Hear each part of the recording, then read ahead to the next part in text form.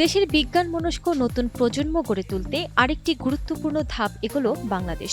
ঢাকা বিশ্ববিদ্যালয়ের রসায়ন বিভাগ ও বাংলাদেশ রসায়ন সমিতির আয়োজনে অনুষ্ঠিত হল ১৫তম বাংলাদেশ কেমিস্ট্রি অলিম্পিয়াড ২০২৬-এর প্রিলিমিনারি রাউন্ড। শনিবার ৩১ জানুয়ারি ঢাকাসহ দেশের ১৫টি আঞ্চলিক কেন্দ্রে একযোগে এই প্রাথমিক পর্ব অনুষ্ঠিত হয়।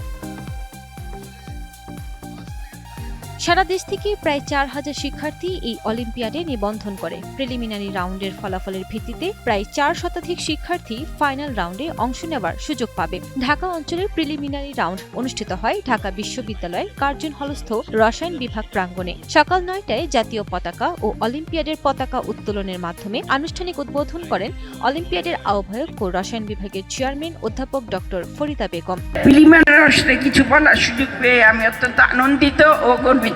ঢাকা অঞ্চলে নিবন্ধিত ৩৬৪ জন শিক্ষার্থীর মধ্যে প্রায় ৮০% পরীক্ষায় অংশগ্রহণ করে। এমসিকিউ পদ্ধতিতে অনুষ্ঠিত এই পরীক্ষায় অংশগ্রহণকারী সবাইকে সনদ দেওয়া হয় এবং শীর্ষ ১০ জনকে ক্রেস্ট ও সনদ প্রদান করা হয়। পুরস্কার বিতরণ অনুষ্ঠানে প্রধান অতিথি হিসেবে উপস্থিত ছিলেন ঢাকা বিশ্ববিদ্যালয়ের বিজ্ঞান অনুষদের ডিন অধ্যাপক ডক্টর আব্দুস সালাম। বিশেষ অতিথি হিসেবে বক্তব্য দেন বাংলাদেশ রসায়ন সমিতির সভাপতি অধ্যাপক ডক্টর মোহাম্মদ ইমরান কাইয়ুম এবং সাধারণ সম্পাদক অধ্যাপক ডক্টর আবুল কালাম মোহাম্মদ লুৎফর রহমান। বাংলাদেশ কেমিস্ট্রি অলিম্পিয়াডের প্রাইজ গিভিং সেরিমনির সম্মানিত সভাপতি ও ১৫তম বাংলাদেশ কেমিস্ট্রি অলিম্পিয়াডের কনভেনার।